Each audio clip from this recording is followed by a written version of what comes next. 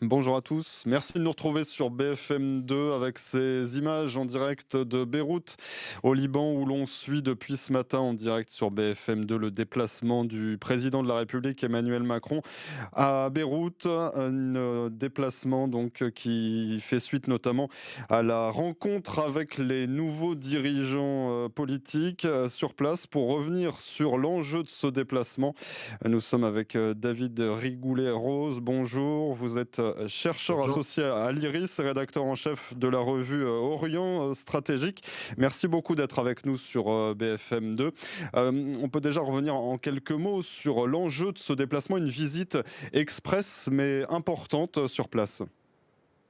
Oui, c'est une visite de 12 heures qui coïncide d'ailleurs avec celle du secrétaire général de l'ONU, Antonio Guterres, qui veut marquer effectivement l'importance que l'exécutif français accorde à ce qui est en train de se dérouler au Liban, à savoir il y a eu une élection présidentielle avec l'élection du général Joseph Aoun, un nouveau Premier ministre, Nawaz Salam, qui est un juge international, qui bénéficie d'une aura qui est respectée et qui remplace Najib Mikati, qui est le Premier ministre sortant.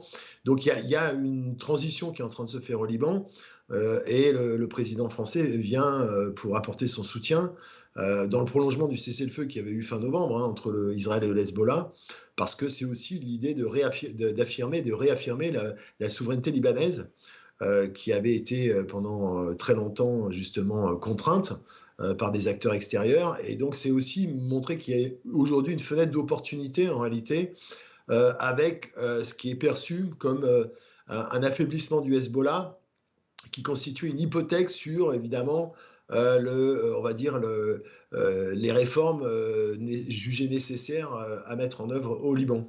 Alors, on va revenir dans quelques instants sur la situation dans la région, évidemment, mais au Liban, cette visite, ce retour du président de la République sur place fait aussi suite, on se souvient, à ce déplacement, c'était il y a 4 ans, hein, avec eh bien, l'explosion qui s'était produite au port de Beyrouth et des engagements qui avaient été pris à l'époque et qui, au final, n'ont pas été tant suivis. L'espérance n'a pas suivi, c'est ce qu'expliquait en quelques mots Emmanuel Macron lors de son déplacement il y a quelques instants.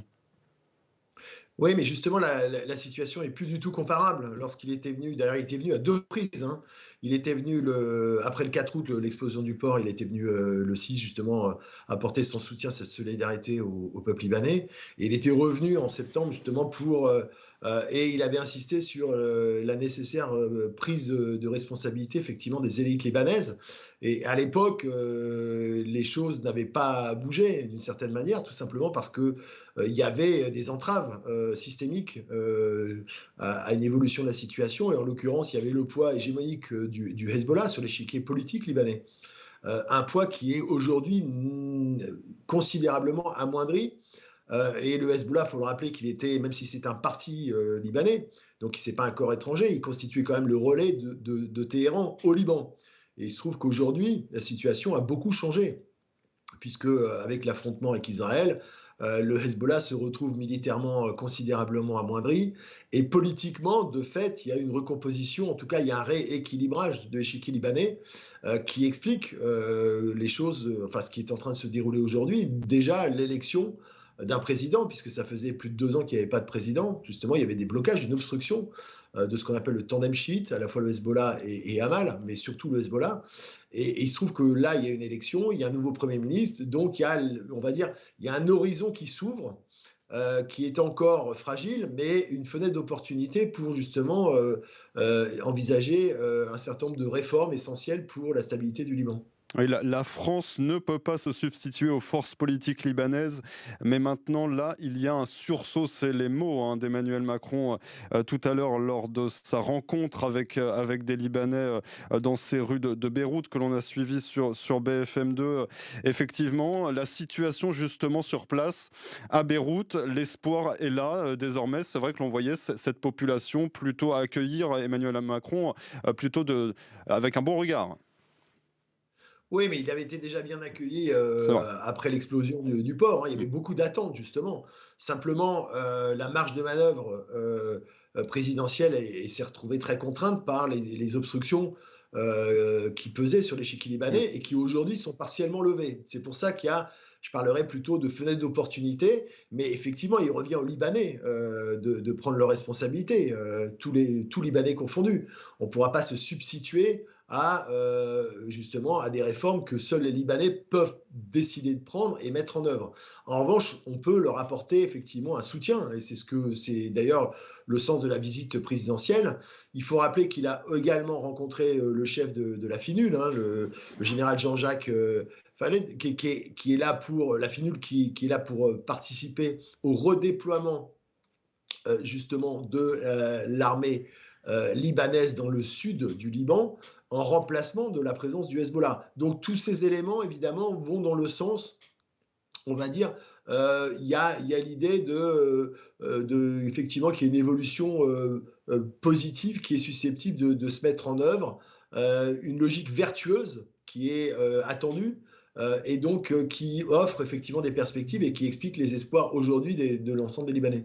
Oui, justement, David Rigoulet-Rose, on en parlait de cette situation dans la région, hein. Donc ce cessez-le-feu entre Israël et le Hezbollah au Liban, mais on le sait aussi, ça y est, ce cessez-le-feu qui aboutit entre Israël et Gaza, cette trêve à Gaza en tout cas qui approche. Est-ce que 2025 est l'année d'une paix que l'on peut espérer dans cette région? Une paix, en tout cas un apaisement, oui, c'est ce que tout le monde souhaite évidemment. À défaut d'une paix en bonne et due forme, un apaisement c'est possible. En tout cas, il y a effectivement des étapes qui sont en train de se mettre en place. Initialement, les Américains d'ailleurs avaient pensé que le préalable à un cessez-le-feu au Liban passerait par un cessez-le-feu à Gaza. Les termes en fait de l'équation ont été inversés. C'est le cessez-le-feu au Liban qui d'une manière indirecte a sans doute pour partie favorisé le cessez-le-feu aujourd'hui qui est annoncé dans la bande de Gaza. Donc en tout cas, tout le monde ne peut que se réjouir effectivement d'une évolution, d'une situation qui est moins belligène qu'elle n'était l'année précédente, même si elle demeure extrêmement fragile compte tenu de la situation régionale.